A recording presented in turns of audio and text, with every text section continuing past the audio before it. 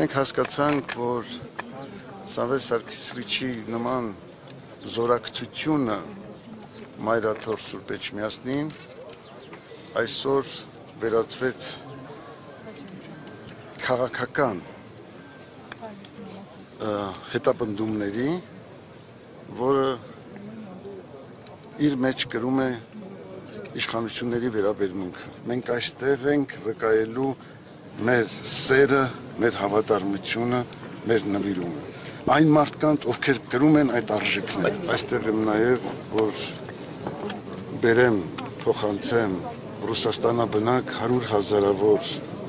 հայորդիների զորակցությունը։ Մենք պատրաստ ենք բոլոր զարգացումներին։ Ուզում եմ էլի ասեմ,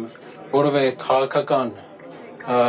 աջենդա չի մերը, քաղաքական ուղի չի մերը, այս պահին մենք ինչ ունենք, դա մեր եկեղեցուն, թող հանգիստ թողեն իրանք, թող զբաղվեն, եկեք տարանջատում դնենք, պետական կառավարիչները զբաղվեն պետության էֆեկտիվ կառավարմամբ, իսկ եկեղեցական գործիչները զբաղվեն իրենց հոտի հոգևոր կարիքներով։